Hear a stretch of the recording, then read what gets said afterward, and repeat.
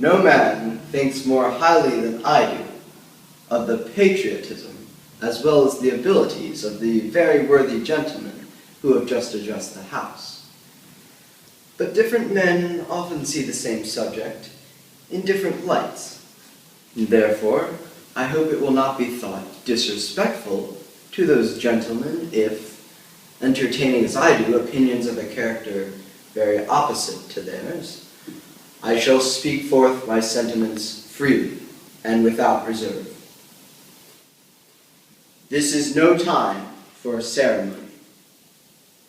The question before the House is one of awful moment to this country. And for my own part, I consider it nothing less than a question of freedom or slavery, and in proportion to the magnitude of this subject, ought to be the freedom of the debate.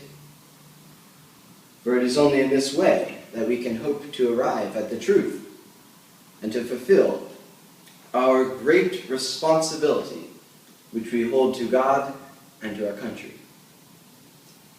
If I should keep back my opinions at such a time as this for fear of giving offense, I should consider myself as guilty of treason towards my country, and of an act of disloyalty towards the majesty of heaven, which I revere above all earthly kings. Mr. President, sir, it is natural for men to indulge in the illusions of hope. We are apt to shut our eyes against painful truth and listen to the song of that siren until she transforms us into beasts. But is this the part of wise men engaged in the great, arduous struggle for liberty? Are we to be of the number of those who, having eyes, see not, and having ears, hear not the things which so nearly concern our temporal salvation? For my own part, I am willing to know the truth, whatever anguish of spirit it costs, to know the whole truth, to know the worst, and to provide for it. I have but one lamp by which my feet are guided. That is the lamp of experience. I know of no way of judging the future but by the past. And by judging the past, I wish to know where in the conduct of the British ministry has been the justification for these hopes with which gentlemen have been pleased to solace themselves and this House. Is it that insidious smile with which our petitions have been received? Trust it not, sir. It shall prove a snare to your feet. Suffer yourselves not to be betrayed with a kiss. Ask yourselves how the gracious reception of our petitions comports with the warlike preparations which cover our waters and darken our land. Are fleets and armies necessary to the work of love and reconciliation? I ask you, sir, what means this martial array, if its purpose be not to force us into submission and slavery? These armies and navies are the last arguments to which kings will resort. Can gentlemen assign any other use for them? Has Great Britain an enemy in this quarter of the world, which calls for the accumulation of navies and armies? No, sir, she has none. They are meant for us. They are meant for no other. What have we to oppose them? Shall we try argument? Sir, we've been trying that for the last 10 years. Have we anything new to offer upon the subject? Nothing. Shall we resort to entreaty and humble supplication? What terms shall be found that have not been already exhausted? Do not deceive yourself, sir. We have done everything that possibly could have been done to avert this storm that is now coming on. We have petitioned, we have remonstrated, we have supplicated, we have prostrated ourselves before the throne and implored the interposition to arrest the tyrannical hands of the ministry and parliament. It has all been in vain. Our supplications are disregarded.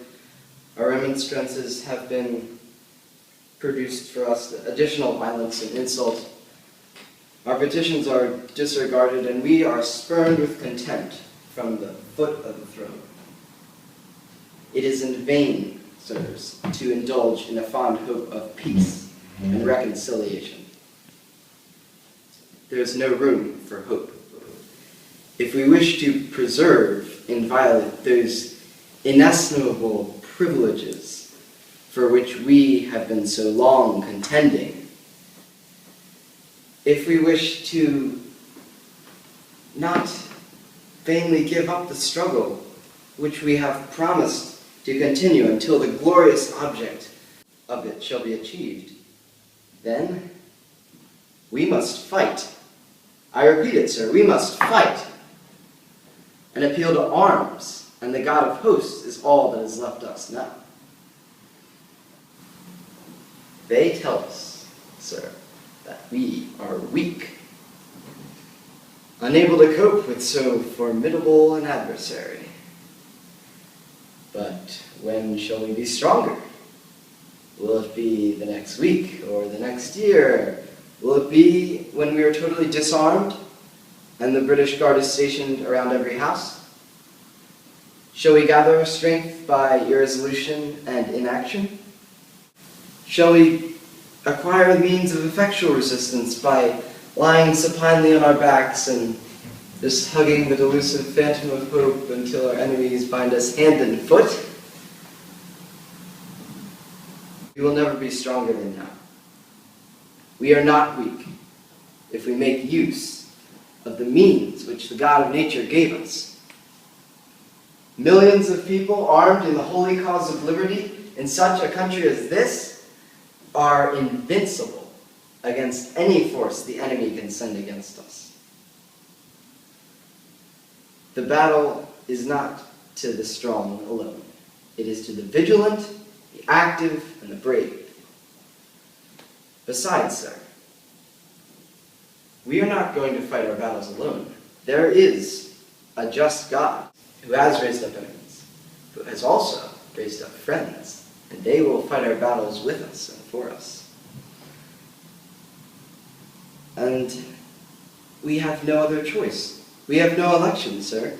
If we were to basely abandon the struggle now, once putting your eyes and hands to the plow, you may not turn back.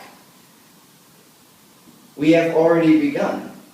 The only retreat is into submission and slavery. Sirs, it's vain to accentuate this matter. You gentlemen may cry, peace, peace. There is no peace.